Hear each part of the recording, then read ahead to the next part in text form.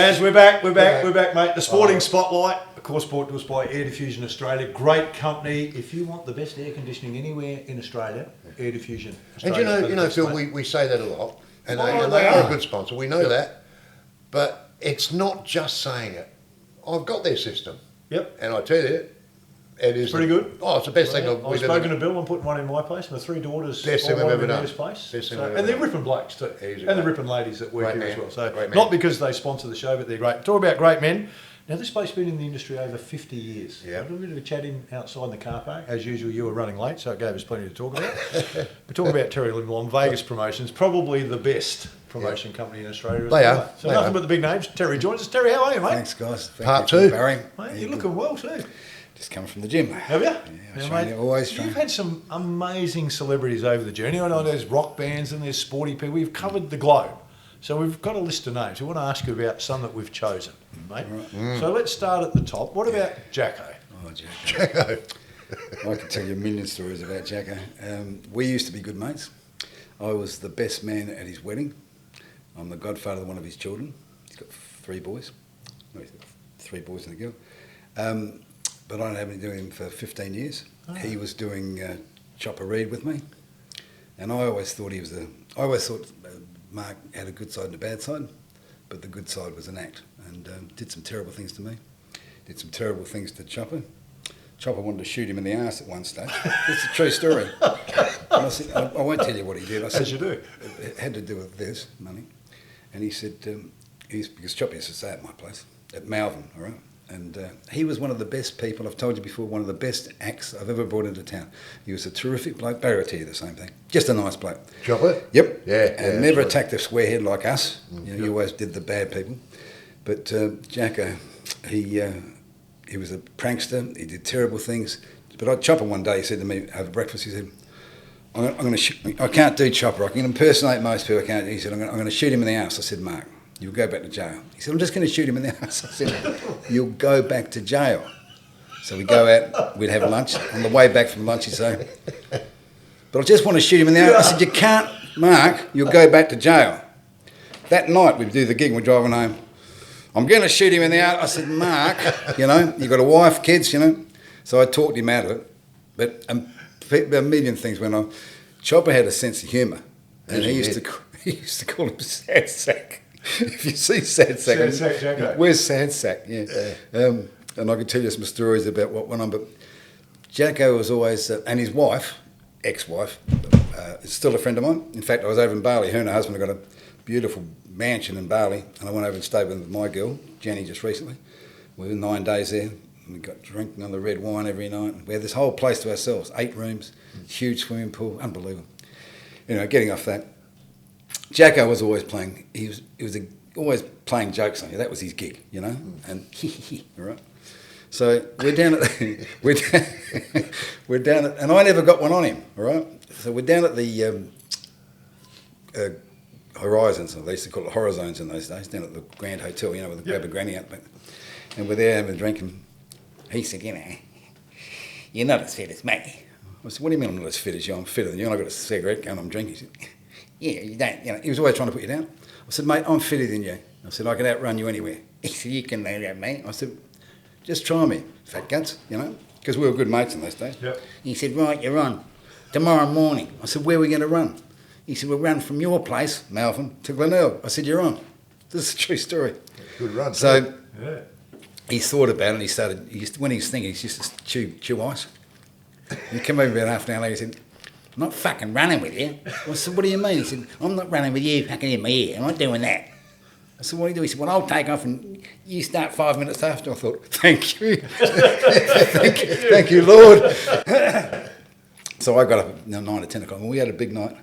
I'm into his room. Come on, out of bed, Porky. What are you? Come on, we're going for a run. Remember the run? I said, Mark, we've got $100 on this, come on. So I finally got him up. His missus has got him Vaseline. He's running Vaseline. I'm in my track suit, he's ready to go. You're not thinking running me. I said, I've got no intention of running with you. You go and I'll go 5 minutes down. And he's saying, if you make sure he's doing the right thing, don't, the girl's going to make sure you're not getting a taxi or something. I said, I'm not getting a taxi, we'll run. Right? So he's got He's got up, he's Vaseline up, he's got a headband, he's off, and he's not a very good runner. No. It's like a steam train. Big frame. So I waited for about 5 minutes. I've got in the back of the car. I'm laying down having a cigarette, and they're saying, because someone was in my car. She was driving me because his girl had to keep an eye on me. Yeah. And I forget who was watching him, all right? So I'm laying in the back of the car, and he's gone down, he's hit crossroads, and he's turned onto crossroads, and he's going like a fiddler's elbow, And he's really... And he got down, there's a big school there on Crossroads, big girls' school. Big... Wilderness? Wilderness down at North Adelaide. You get over Goody Road, Yeah. and it's on the left. Oh, I can see. Big, anyway, Cabra, is it Cabra? No. Not Cabra. With a huge, Anyway, big long brick, 10 feet brick wall, right? So she's got it to him before that and she said, Terry's doing all right, but you're doing really well, your time's good. So he's rooted. So we get down, I said, quick, pull down around the corner by the school, which we did. And I jumped out of the car and I'm leaning on the wall with a cigarette and they're saying, you're doing really well. And she's pulled up in the car there. I'm hiding behind the wall. And as he ran past, she said, yeah, you're going really well, Mark. You're outpacing Terry and everything. And I said, yep, you're really going well. And he took about 3 steps before he realised, yeah, fucking, did he go off his tits? I said, it's only a drink. He got in the car, all right, drove back to my place, made her pack a bag and went home. The big sook. But he loved doing it to other people, right? Didn't like it. Yeah. Jesus, I enjoyed that. Did you? He was, he had to be there. Always good. Mate, Neil Curley, great mate of mine. Unfortunately, no longer with us. Yeah, We good wish he bloke, was. Neil. Yeah, good Teddy bloke. Whitten, he had plenty of stories about Teddy Whitten. Well- You had a good relationship with Teddy. Yeah. Whenever I brought Ted into town, the first thing he was going to curls, they were great mates. And he told me a story once, I'll get onto the other story in a minute, but he told me a story once that they were playing on the Adelaide Oval thing, and he gave Curly one late in the quarter. Do you remember the story? And Yep. Curly couldn't get to him. And he said, I'm going to get you, Whitten, for this, all right? But they were great mates, all right? So Whitten's pissed off after the game. Curly's gone looking for him. He couldn't find him. He's found it with a motel they used to stay in those days. So he's gone to the motel and he's banging on the door and Whitten's saying, piss off, Curly, I'm busy. He said, open the fucking door. He said, piss off. So in the end, Curly's knocked the door open. And there's Ted doing what Ted did, They both started laughing. He said, I told you I was busy.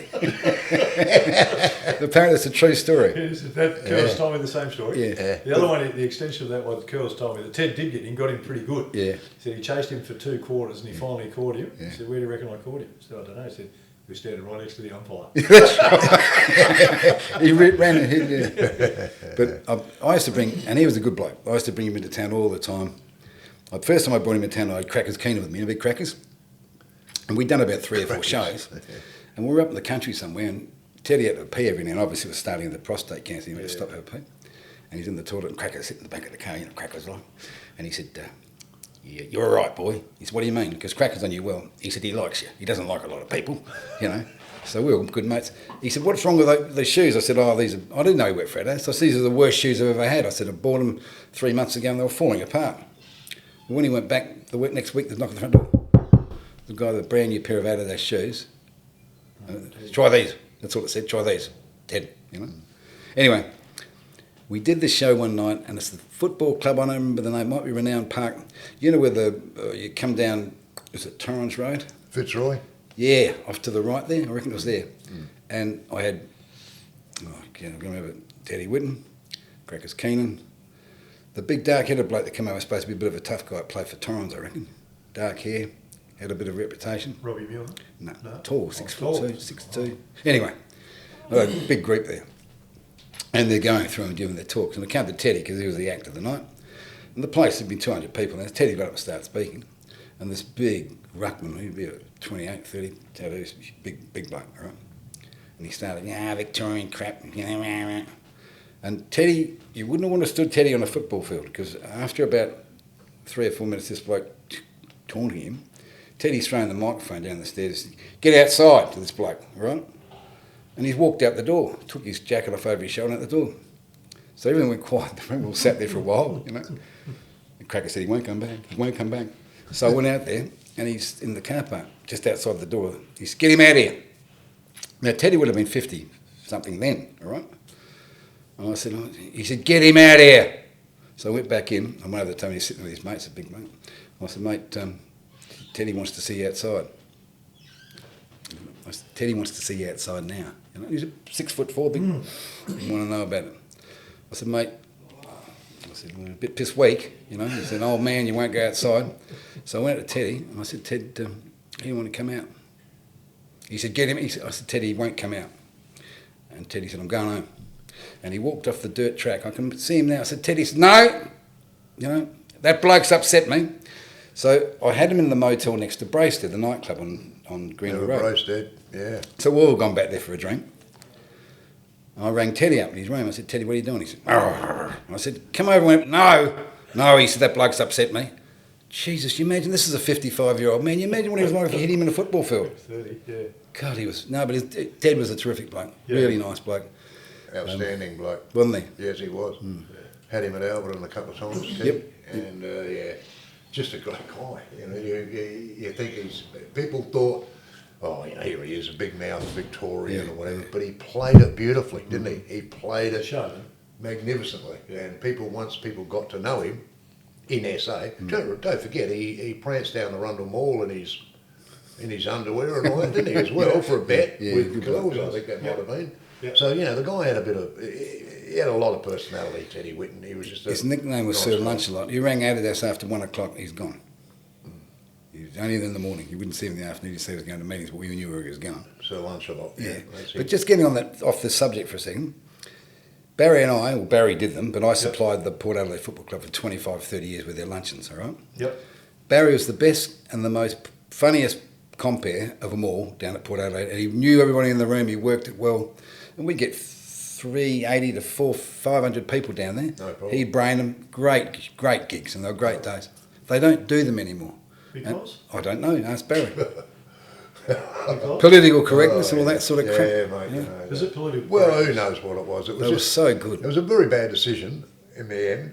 A very ordinary decision to stop them. But once you stop something like that, it's just hard to get it back. I know that.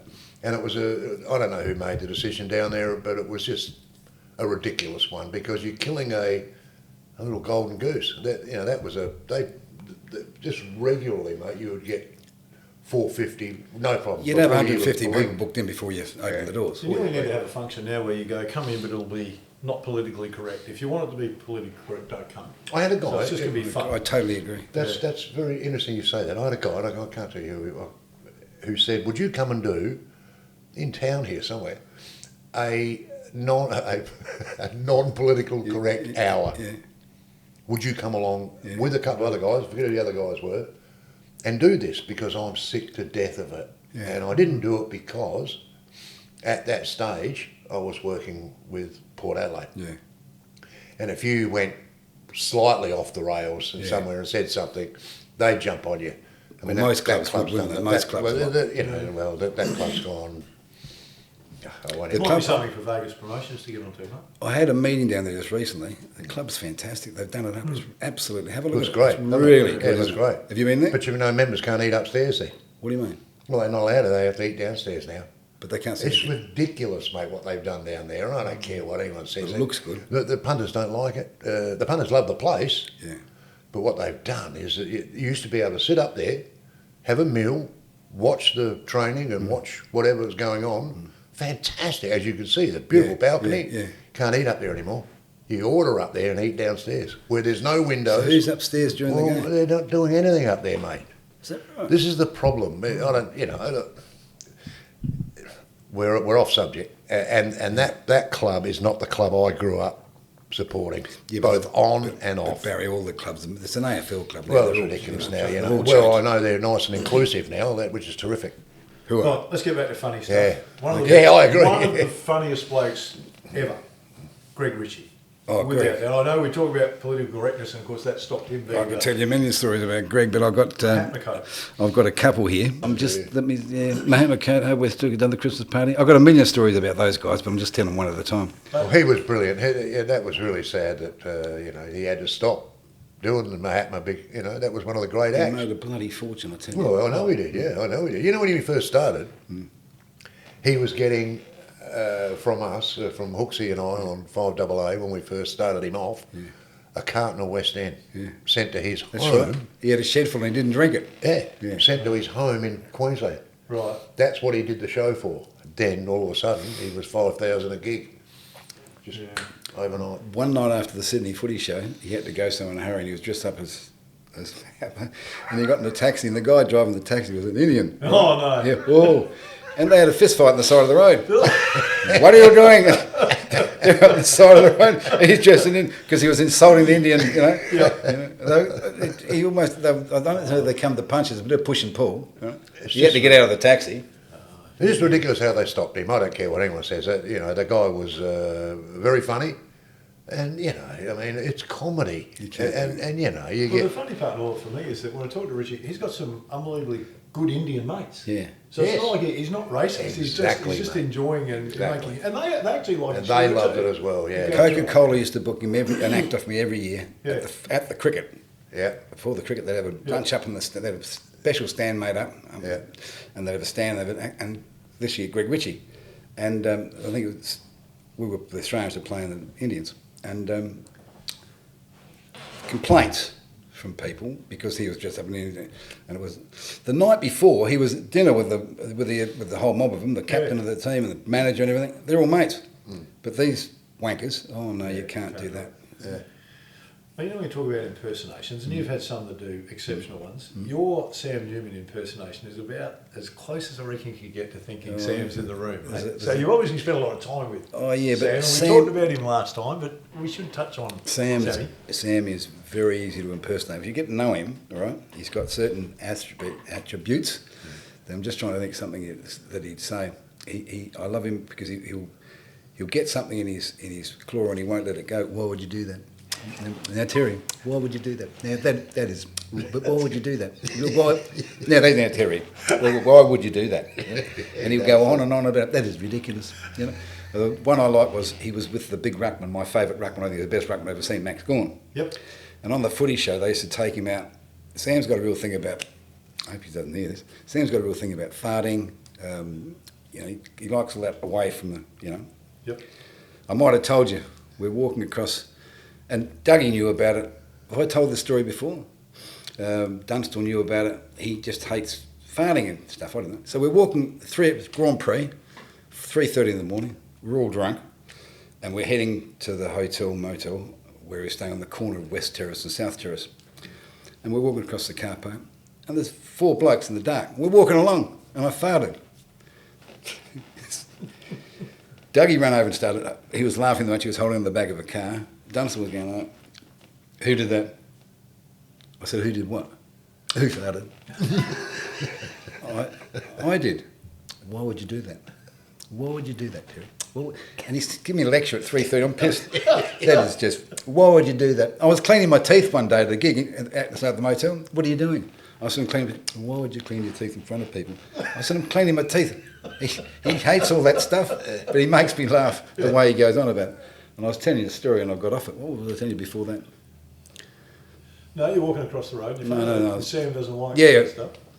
Oh, he hates it. Yeah. We gave me a lecture about a minute in the car park about farting, all right? We'll never do that again, you know. And the boys were laughing so much. We went up to the room that night, I'll never forget it, because there and we're getting pissed. And I sat on one of those, you know, glass tables. Oh, yeah. You know, what are they, you know, you put your drinks on, little tables. Yeah, little round table. It broke, and I went down between it, and the glass all around me. And you know, with glass, I'm thinking, if I got glass, if this shot up through my arse, because you wouldn't know about it, would you? No. Never got a cut, never even cut my pants. Wow. But all this glass around me, a coffee table. Frightened the shit, it's got nothing to do with Sam Newman, but it frightened the shit out of me. Yeah. But I've got a million stories about Sam. The Singles Club, that's the one I want to tell you about.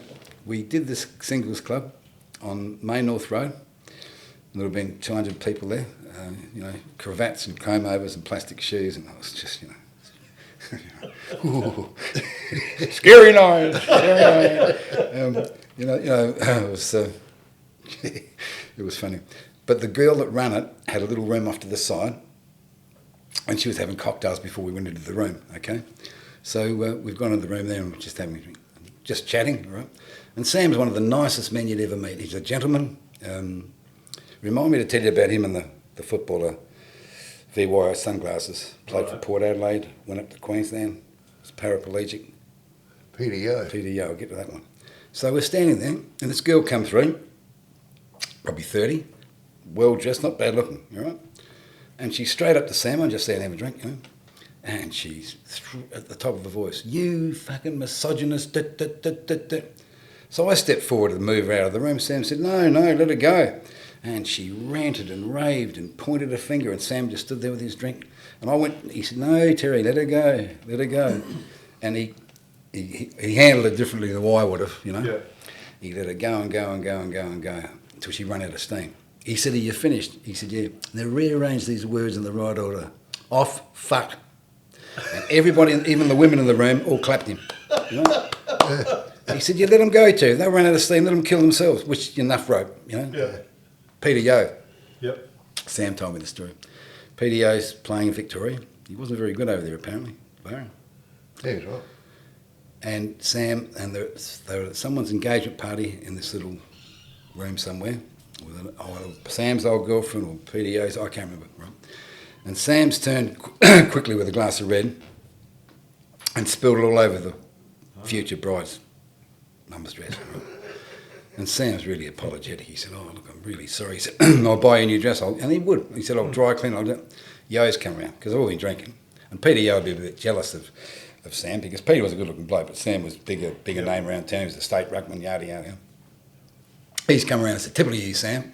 Sam, "What do you mean?" He said, "Yada, yada." He said, "Now, Peter," he said, "I've apologised to her." He said, "I'll get it dry clean. I'll buy her a new dress. I'm sorting that out, all right?" All right, and he kept on at Peter, Sam. Sam said, "Mate, go away." And Sam said, "I'm not a fighter." But it got to the point where he said, because I was backing off, he said, "Come outside." All right?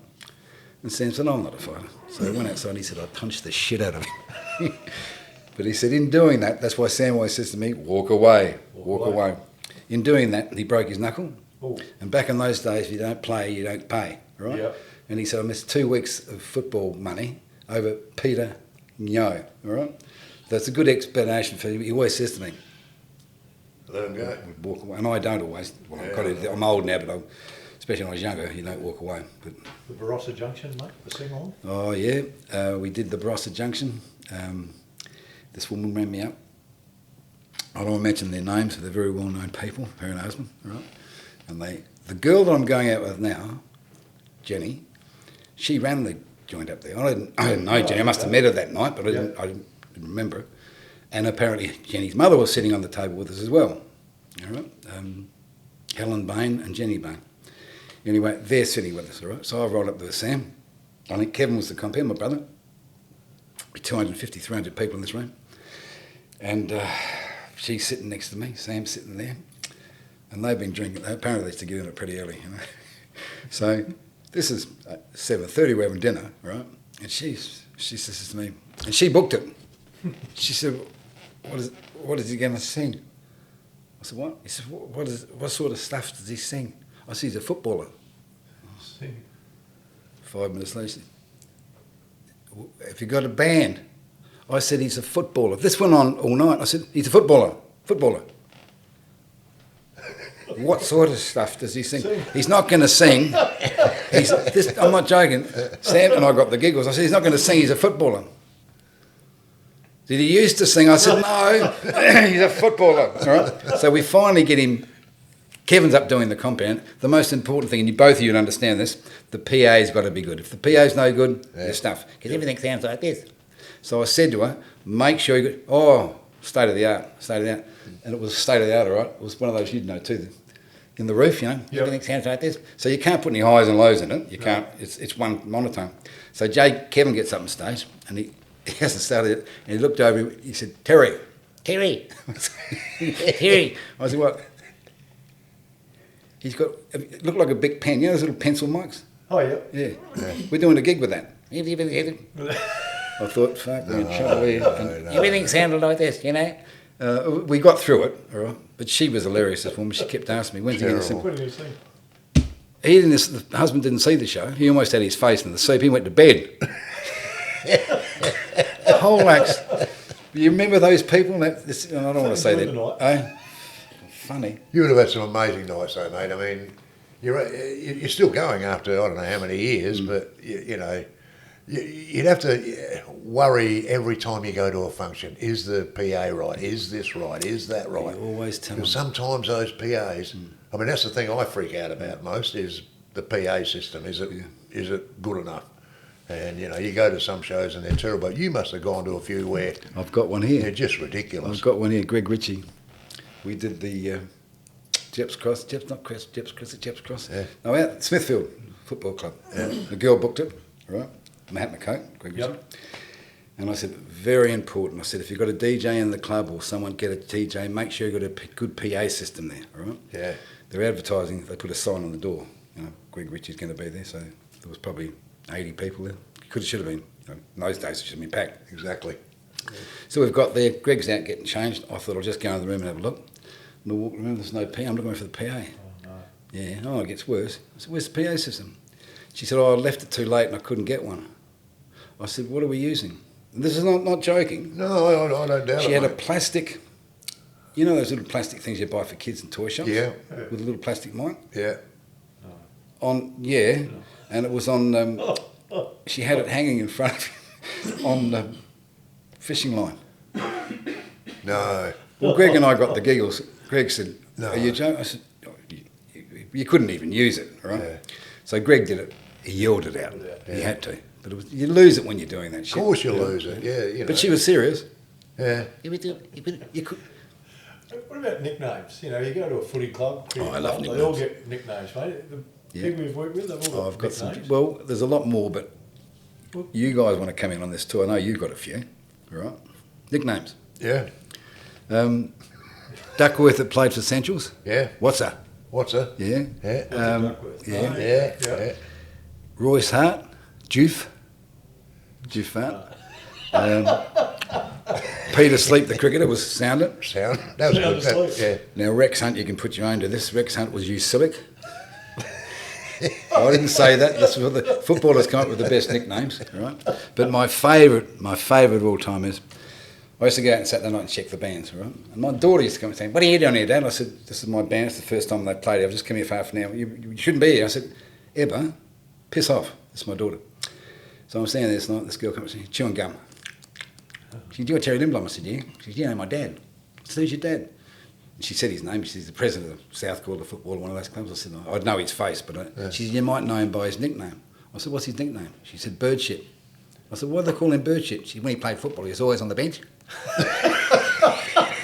I told that to Dermot Brewer and he said, can I use that? I said, that's not mine. But isn't that the best nickname? Bird That's a Shit. goodie. Yeah, that's a There's goodie. always Bird Shit on the bench. But come on, Barry, you do it a few. What? Nicknames from guys you played cricket with. Oh, gee whiz, mate, you put me on the spot there. I can't think of any at the moment. I mean, What was yours? there were some bad ones. Well, mine was ridiculous. Mine was still, I think it was in one of those cricket magazines that guessed the the player or whatever, and people just could not get it. Yeah. And my nickname, when you played for SA, the first thing Chappelli would do would give you a nickname. That's what happened when you went in the rooms. You would get a nickname. Well, I couldn't get Bazz because we already had a Bazz. Barry Corsby was playing and whatever, so he was Bazz. So he said, I've got it, Effie. Effie. Effie, that's your nickname, Effie. And even I looked at him and going, mate, what is that? And all the other players are going, no idea. People still call me that today when I go to the cricket. They say, F. Yeah. And anyway, we couldn't get it. No one could get it. And in the end, he said, right, I'll tell you what it is. He said, the chemical symbol for iron is Fe. Fe. Yeah? And he goes, think about it. Iron curtain. Iron curtain. Oh, very good. Oh, we thought, we should have got that. But that was weird. That was a weird nickname. It was one that stuck. It stuck during my time, but it still sounds weird. And the thing about it is when you get called that in front of other people, you have to explain it. You have to, there's no quick. You get called that because right, yeah. But people go, what's that all about? Good. A few times where they said F off. Is that the same? Yeah. Well, that was another Good mate of mine, one of my good mates, point. Michael Airy, played down at Port Adelaide. His dad played too, Dennis Airy. They're both good footballers. You remember Michael, don't you? Yes, I do. Good bloke. Good bloke, one of my good mates. He had me in tears this night. He told me, we're just chatting, and he told me about back in the old days when training started in February, anyone could go out there and they'd cull, they'd probably have 120 people and cull them down. They'd have their main players there that are there, their Ebits and whatever. But, you might get one down from the Riverland or whatever, and they'd slowly cull them down. And Michael was telling me there was one guy who turned up every season, and you knew he wasn't going to make it, but he turned up. And they nicknamed, no one knew his name.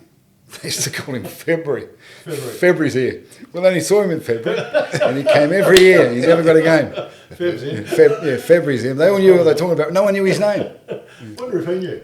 We had a I guy. know how they called him. We had a guy ring me when I was playing with West Torrens. And ring me from Sydney to say that he's coming over to Adelaide, and he's looking for a club, and this club has been recommended to him. Footballer? No, cricket. Yeah. West Torrens has been recommended. I said, "Oh yeah, what do you do?" He said, "I'm a left arm quick, and I bat. I can bat in the top order one to. Oh, you don't see many of them, Yeah. mate.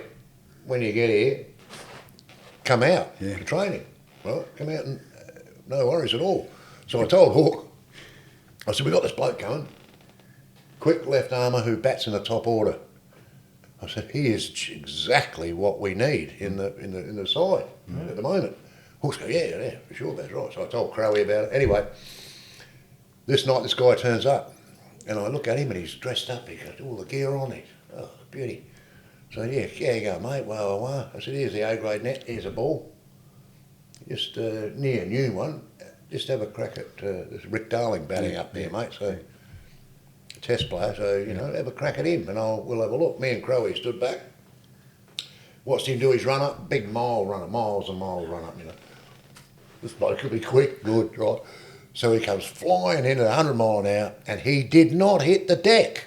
He'd hit the back of the net on the full, like he just, You'd joke. he couldn't bowl a hoop down a hill. Yeah. So I let him bowl about 3 or 4 balls, and then I said, "Mate, come here. Give me that ball. Here's this ball. I'll just go down that net over there. That's about 3 nets away. That's the D-grade net, right? That's he's not even going to get there." Yeah. So anyway, I said to Crowie, "Hooksy, let's set Hooksy up." Right? So Hooksy's not out there yet. Out he comes. "Hook, come here, mate. Hook, mate, we've got one." And he is sharp. He is real quick. Real quick.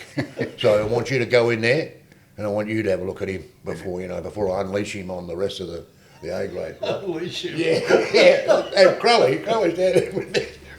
So Hooks, yeah, all right, mate. So he goes, puts the pads on, and people who know Hooksy know that when he starts, he's a bit nervy with his feet. He does a little dance. He's not waiting. And this guy's miles back. I got him a new nut. There you go, mate. David Hooks. This bloke's David Hooks. Wow, he's a beauty. So in he comes at a 400 mile an hour. I see Hooksy come. I was just waiting for him. And it's just miles over here, so it misses everything. Then he does it again, and then I get out. And Hooksy looks up and sees me and Crowley laughing, of course. Did you see him bat? He's not happy. Huh? Didn't see him bat? I didn't have to. Didn't have to. But the best part is, my brother David was coaching Port Adelaide at the time. Yeah. Captain coach of Port Adelaide. So I rang him. We got a guy. I said, "Mate, I've got a guy here who's probably, he's just not, we're very strong, as you know, right, Yeah. Dave? We're a very strong side. He's just not going to get in our A grade. It could if, but I know you're short of a quick down there. Can I send him to Alberton?" Dave goes, "Yeah, absolutely, mate. Yeah, absolutely, mate. Yeah, send him down. Yeah, no worries. It'll be, he's just not going to get a game with us, and we're a very strong unit." So I said to this bloke, "Whip down to Port Adelaide next Tuesday night. Yeah. My brother David is the coach. You go see him, and he'll set you up from there, and you can let a few go down there at Alberton. You've a better chance down there." Well, I got a phone call Tuesday night from Dave. My brother, "You bastard." I said, "What? What?" He goes, "That bloke, what did you just send me that goose for?" I said, "What are you talking about? He was quick." And I didn't see him bat. Did he ever get a ball on the pitch? Mate, he came back to us, and this is what reminded me of it when you say about this February guy. He never missed a training the rest of the year. He never missed a beat, and he never got a game. Couldn't play. We couldn't play. He wasn't even in the Ds. Even when we were short in the Ds. Who did he play for where he came from, Barry? He came from Sydney. Yeah. He was a taxi driver in Sydney. But he was coming over here to, I don't know what he was coming over for. Probably play cricket. I don't really care, really. But it was a lot of fun. He was a terrific Did you have a bloke. nickname? No. Shacko. He was a lovely guy who didn't miss a beat. He didn't miss training once. He was there every night, and he would go and get drinks for blokes and upstairs. He just wanted to be a part of it. Another bloke called Gerard Bennett. Gerard played for South Adelaide, came from Tasmania. Yes, he did, yeah. Played a few games, 20 games for Sydney, and played some games in Melbourne. Yeah, he did. I don't know. Yeah. And Jared's a great Gerard mate Bennett, of yeah. Dane Swans. Yep. So, but I knew him before I started bringing Dane. I had Dane here on Thursday. Anyway, he told me this years ago, when he went to Sydney from Adelaide, right, and he's out at training first night, and same thing. Plugger. And he said, Plugger's kicking the ball at me, Terry. It was like a rocket, you know. I couldn't mark it, and it was really knocking me over. He said to a couple of guys, what's wrong with Plugger? He said, don't call him Plugger. He was trying to kill him with a football. He said he was really aiming at me, you know. I couldn't catch it, you know. Yeah. Plugger. Don't call him Plugger. And no one said anything. They let him go for it. Plugger. Plugger doesn't like being called Plugger. Hey, mate, you touched on him before. You did some stuff with Sam and Jason Dunstall. Yeah, And Jason's obviously just been inducted into the Australian Sports Hall of Terrific Fame. bloke. Ripping bloke. But he's very quiet, isn't he? He keeps to himself. And any stories about... No, He's a funny guy. He's a very funny bloke. Yeah. He's a very doesn't suffer fools. He's very educated. You wouldn't think, but he's a very smart bloke. The one thing about him is we were coming back from Port Augusta or someone like that. I can't remember where we did it. He was here for a couple of days. And we were coming back, we had the radio going, and we were listening to 70s, 80s music and whatever. He is unbelievable. He could tell you who sang it and what the band was. He was the best. And Kevin was in the car, and I forget who else was there. We couldn't get near him. Yeah. His knowledge of old music, of the 70s, 80s, fantastic. Who was the band? Who was the lead singer? He's very intelligent bloke. Yep. But a lovely guy. Yeah. He seems all of that. I had him and Dermot. This just late last year at the Centrals. Yep. Together, and Platts was there as well.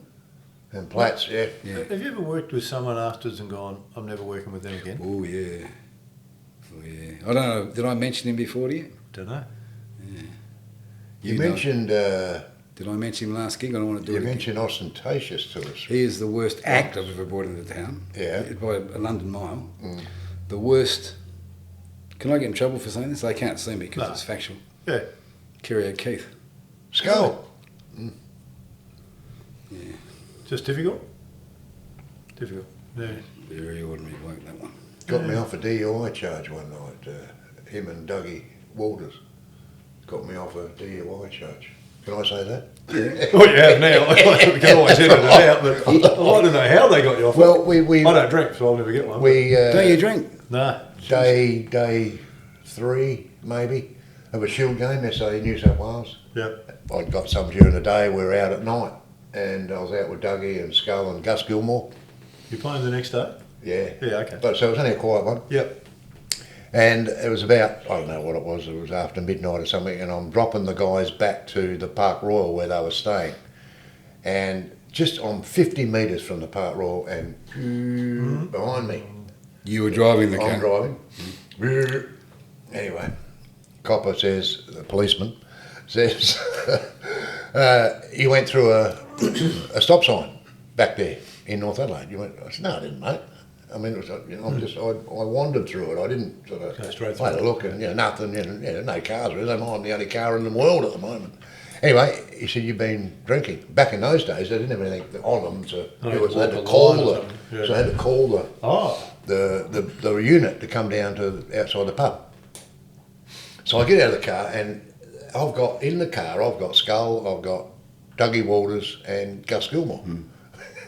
Anyway, Dougie gets out and Skull, and I get out of the car, and because the pub's just there, and they're going, oh mate, like that, and the guy looks over and he went, you're Doug Walters.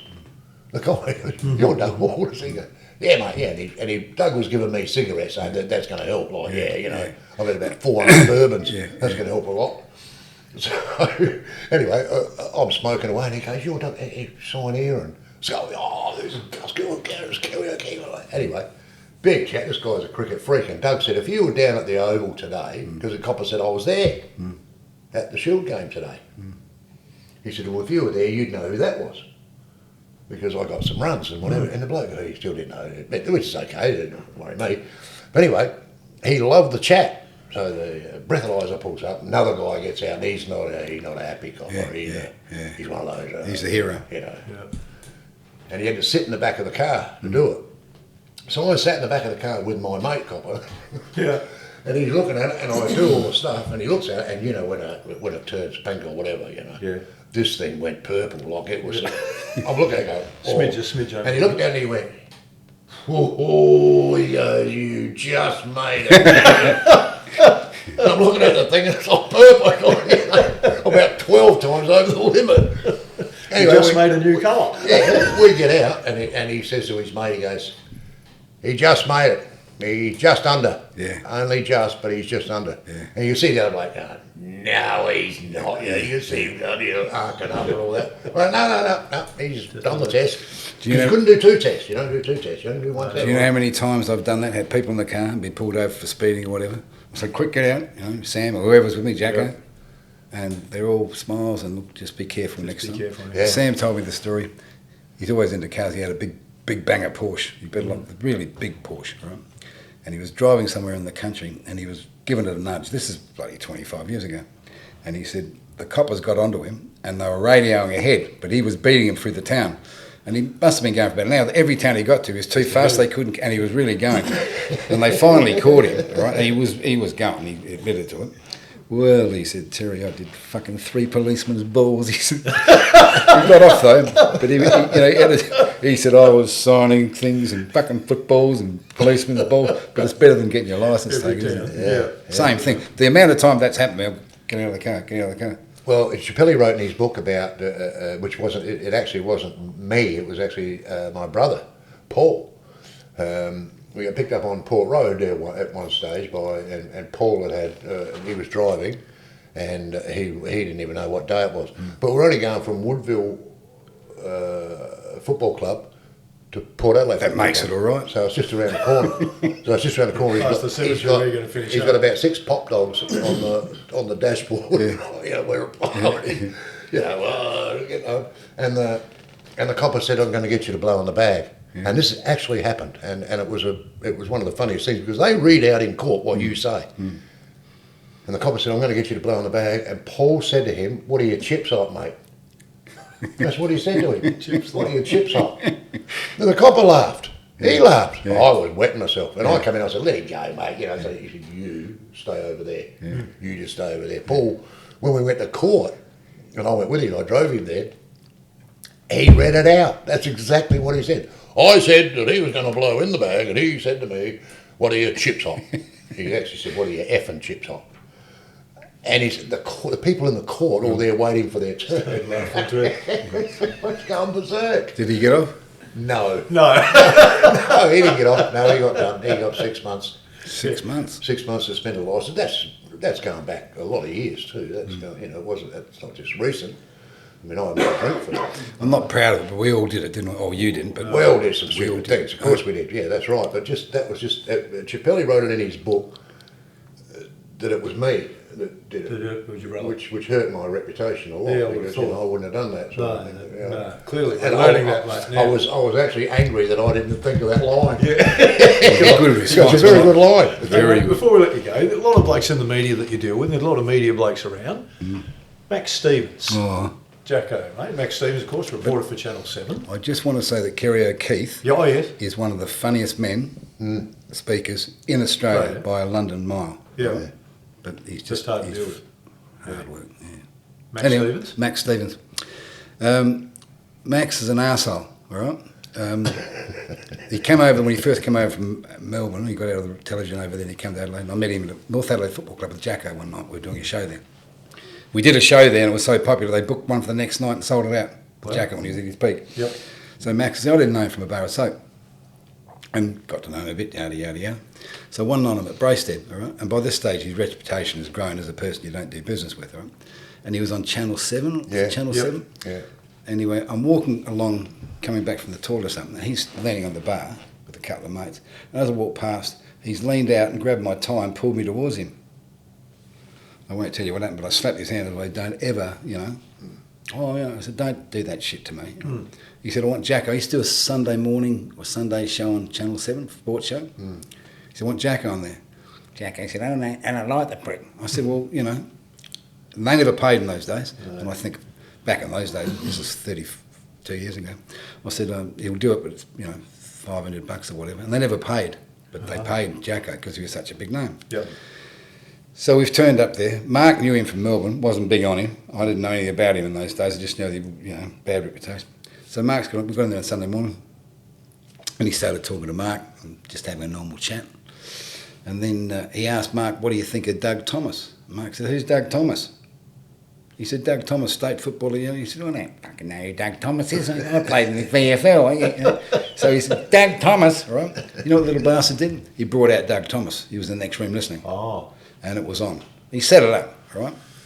And Doug was saying, how many state games are you playing? He said, I've never seen you in the VFL. They had a real, and I thought, you little shit. Yeah. He was a dreadful little character. But we paid us the money. I got the money. Yeah. But, I know a lot of people work with him at Channel 7. That, Not good things to say. No, not happy. Not happy. Yeah. Setups. Mate, how much longer can you do it for? 52 years and a bit in the gig, right? I'm going to keep doing the speakers. Yep. And I'm going to keep doing a few things. I've got a mate that's bought into my business with me, and he's a good muso. He's 52. Terrific bloke, him and his wife.